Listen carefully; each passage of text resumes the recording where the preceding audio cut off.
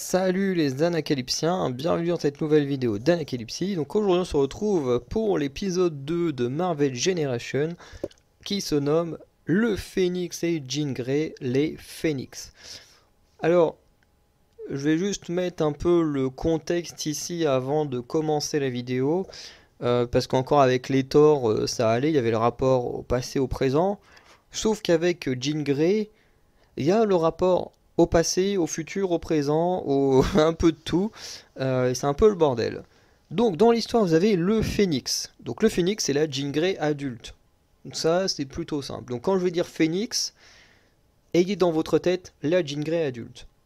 Quand je vais dire Jean Grey, bah, c'est la Jean Grey enfant. Parce qu'il y a eu des histoires de comics. Alors j'explique pour ceux qui ne sont pas forcément au courant de ces histoires-là.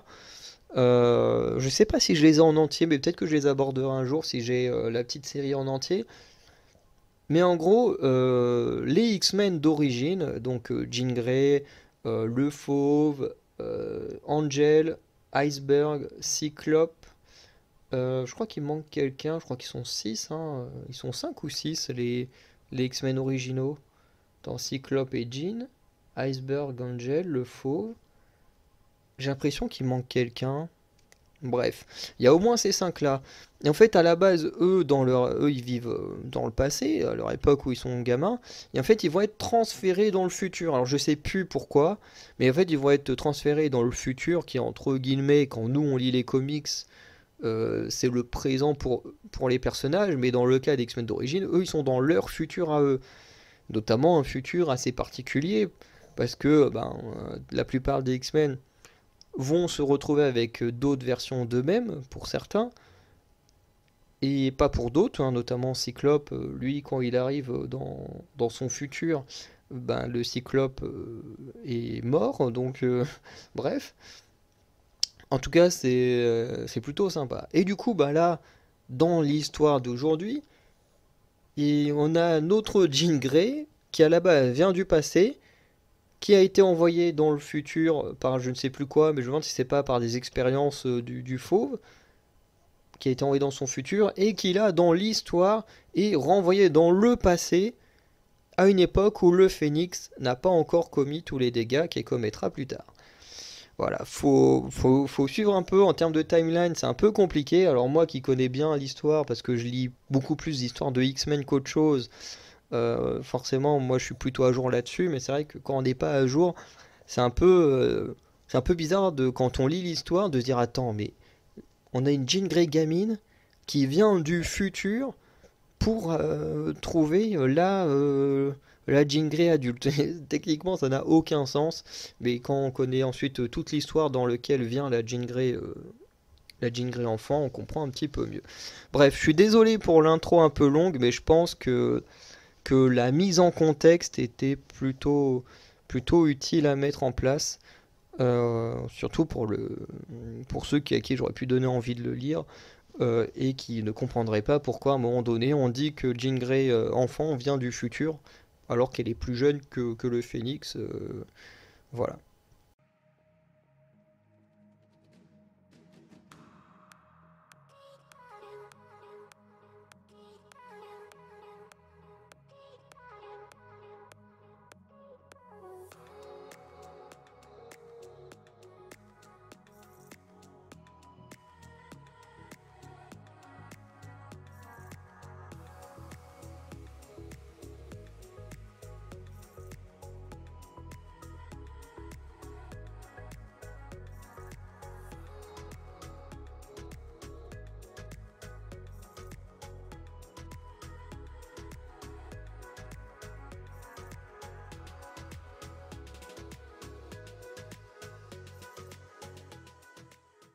Donc l'histoire débute avec la jeune Jean Grey qui, comme Thor Foster, est téléportée ailleurs.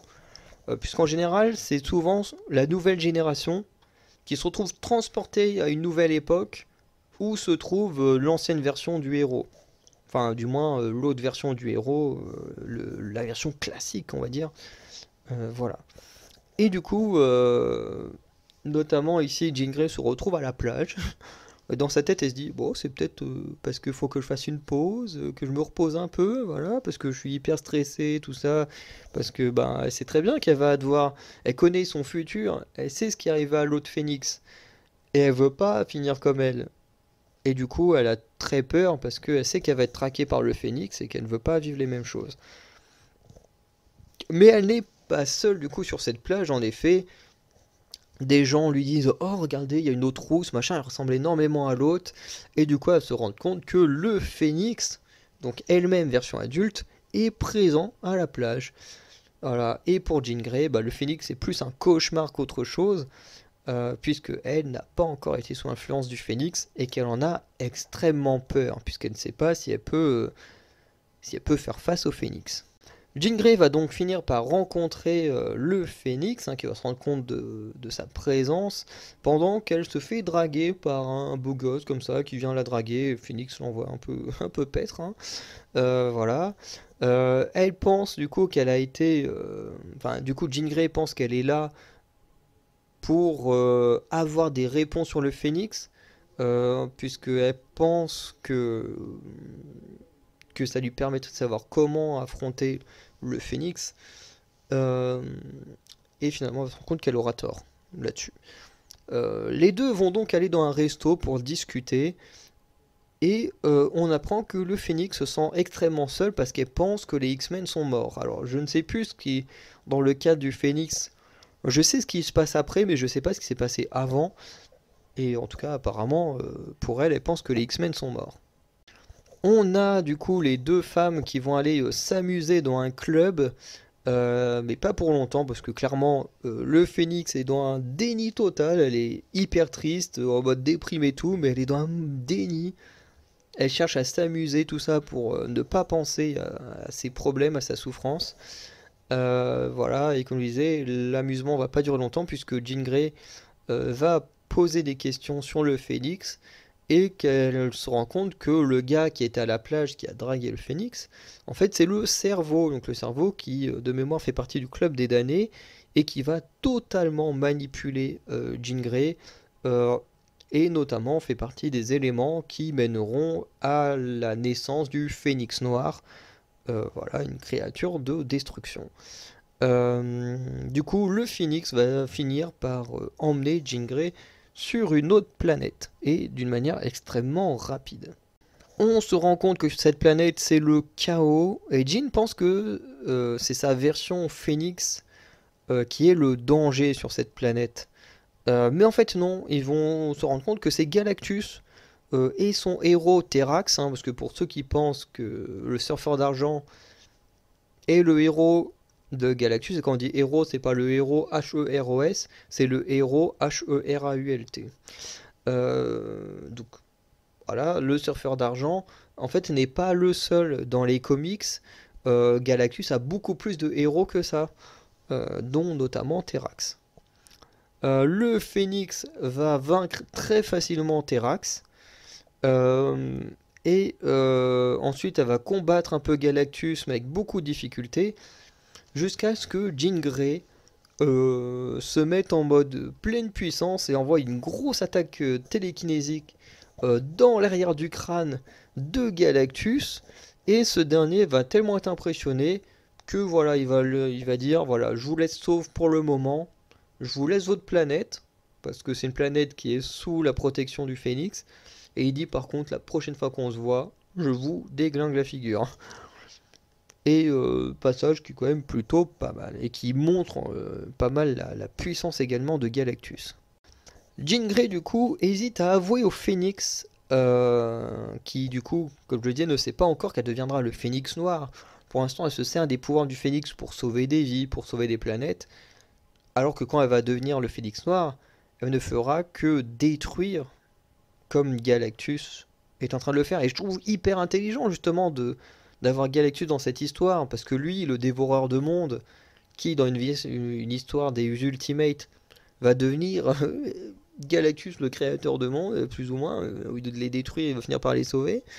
Bah ici c'est l'inverse, on a Jean Grey qui sauve des mondes, enfin du moins le Phénix, et qui, une fois passé en Phénix Noir, va se mettre à les détruire. Et je trouvais que le parallèle de cette rencontre entre Phénix et Galactus était très très intelligent.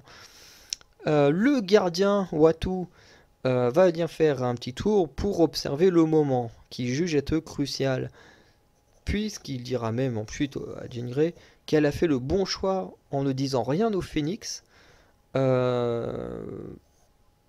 et qu'elle peut penser, enfin qu'elle peut contrôler son destin, qu'elle pense incontrôlable, et non pas en essayant de savoir absolument comment faire pour contrôler le Phénix, mais juste en ayant prouvé en combattant Galactus qu'elle avait la puissance mentale, physique, pour faire face à cette créature cosmique ultra puissante. Et notamment, c'est un choix très intelligent parce que du coup, Jean Grey, en ne disant rien à sa version adulte, eh ben, tout ce qui est censé se passer se produira. Ce qui fait que du coup, elle, en étant la version enfant, et qu'elle est censée vivre les mêmes choses que cette version Phénix, eh ben, elle sait déjà tout ce qui est censé se passer. Donc elle a juste à faire les choses différemment, en fait. Et voilà. Bon, dans le futur, c'est plus compliqué parce que elle se retrouve à une époque où le Phénix n'est pas là, ou du moins, ouais, non, le Phénix, je crois pas qu'il soit là. Et où du coup, ben voilà, elle doit se démerder et affronter un Phénix là-bas. Mais une fois qu'elle sera envoyée dans son époque, elle saura quoi faire. Donc voilà, elle a fait le bon choix. Donc voilà pour cette histoire entre les Phénix. Voilà, donc petite histoire. J'essaye de retrouver ça vite fait. Ah oui, c'était la première page. Donc, histoire scénarisée par Cullen Bunn. Au dessin, on a Hervé Silva. À l'ancrage, toujours Hervé Silva et Adriano Di Benedetto. Et aux couleurs, Rain Belledo. Voilà, qui ont fait un excellent travail. J'adore le. Franchement, l'histoire, je la trouve vraiment cool. J'aime beaucoup le dessin. Honnêtement, il est vraiment génial. Bon, en même temps, je suis pas très très objectif parce que ben, Jean Grey, c'est clairement une de mes héroïnes préférées. Et j'aime beaucoup cette version enfant qui est ultra. En fait, qui est censée être ultra forte, ultra badass. Et en même temps, qui connaît son destin et qui en a extrêmement peur. Et du coup, qui en devient très fragile. Et ça, j'adore parce que en réalité, elle est méga forte et tout, mais elle a tellement peur de son futur que elle en devient très fragile. Et en fait, j'aime beaucoup le traitement de Jean Grey, comme l'a beaucoup de X-Men. Et voilà, c'est un personnage incroyable.